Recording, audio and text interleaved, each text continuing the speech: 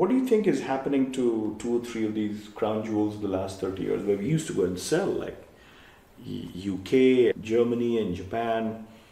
Tell us about each of these and dissect a little bit more about where they are today and how are you navigating all this change as well?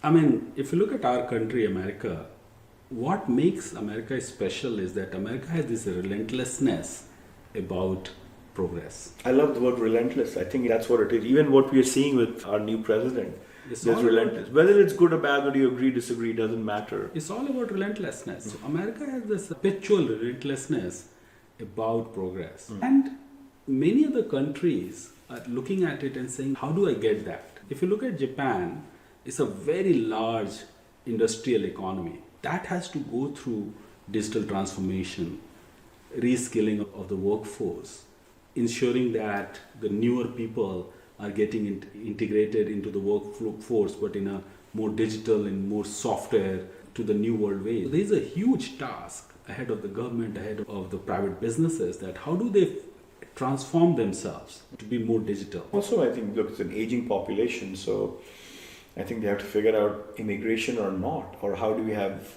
more children, that's one of the big... Or have the technology that gives them productivity to compensate for the aging population, because the productivity can compensate for it. Yeah. So if you look at Germany, we have the same dynamics. It's a huge economy, first world, industrial economy. But the rate of change, if you look at just the electric vehicles and just the digital change that is now on them, and then how do they again forget what made them successful and reinvent themselves in this new digital era, is going to be critical. So that's where the leadership matters, that's where vision matters. If you look at UK, obviously UK made a huge bet with Brexit, saying we'll be on our own, and we have past history and glory of being the trends and being the leading indicator for the world. So how do we make our own path? But for that, they need strong leadership that directs people in a very fearless way, saying that no matter what has happened in the past 5, 10, 20 years, forget that. Let's think from the first principles. How do we chart a course for ourselves? So this is where, again, if you look at this world where we are living in the age of acceleration and every second is new, do you have the fearless leadership and relentlessness about them for change and for taking risk and not trying to manage decline? I think you said some very powerful words about not managing decline, which is adhogami in some sense. Natural order is adhogami. Yeah, and there is something about the past that you can revel in and keep feeling proud about. But how do you really look at the future? I mean, manufacturing is a big part of both Japan and Germany. And to a large extent, I mean, the idea of services and trading was big about the UK as well. One thing I was talking about it, what is common about these three countries, which I really respect? One is design. Both Japan and Germany are big into essentialism and design.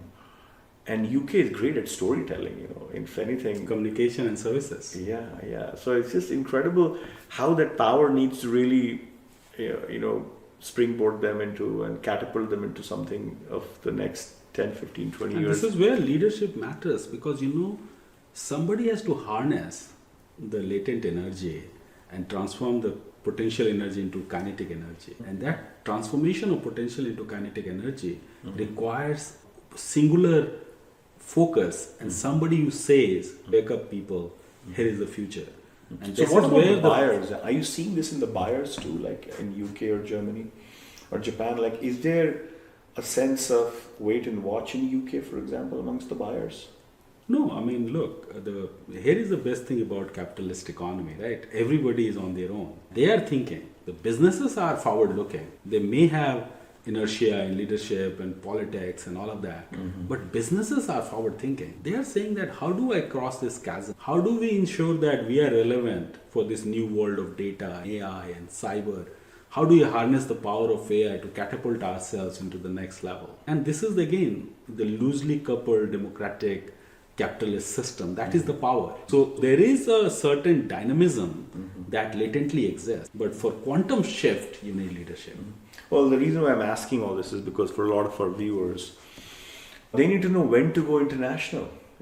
First of all, many of them will say when to go to the US. They are entrepreneurs in India as well who are like, okay, now I'm building a global product. I need to get to my first market, which is America. And then the question is, when do you go to the second, third, fourth, and fifth? Because these are all large GDPs.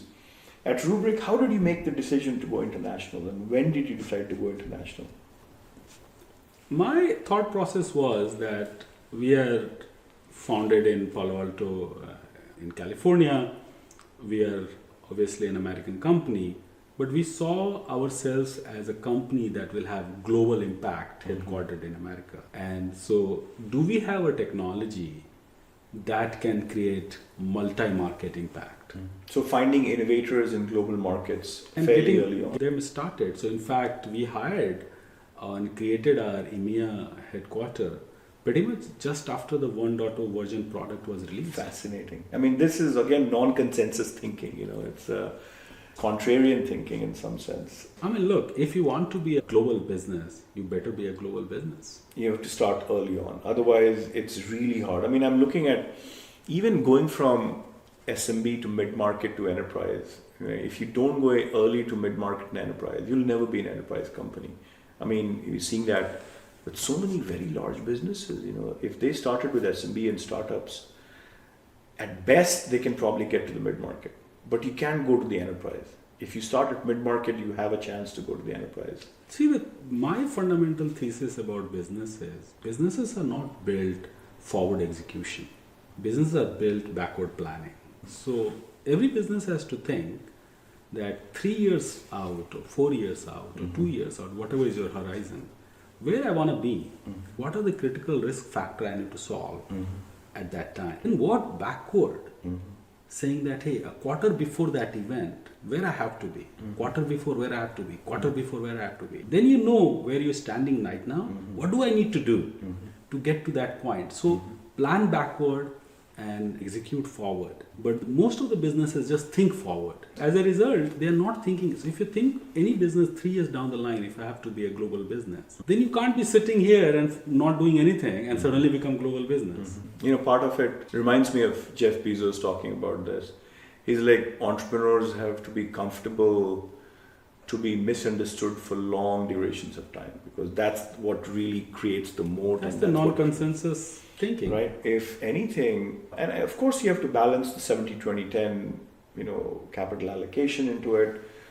How you say 10 is mine and 70 is the core business and 20 is the middle managers, the people who are really rising through the ranks of the company. Because they need to be on 20 as well. They can't just be on the 70. But the 10 is something that is so controversial, that's so 3 years out that nobody can see around the corner. But you have to be willing to be misunderstood for that 10. Right? If anything, that's probably one of the big things that you probably have seen. If you're not misunderstood, you're not doing anything useful. Because think about this way. When I was in VC, I had this thinking that if a space where all the cool kids are going, run as far away from that space. Because there is no value. Because the value is only created when you have a moat, as you said. You have a moat because you are doing something that others don't believe in. Because everybody believes in the same thing, then they are all doing the same thing and the value gets diluted. See, ultimately, every business exists because there is something unique they have to offer. And then to do something unique, it takes time.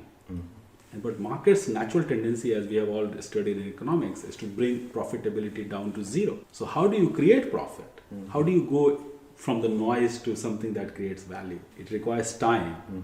And time only comes from controversial thinking. Beautiful, beautiful stuff.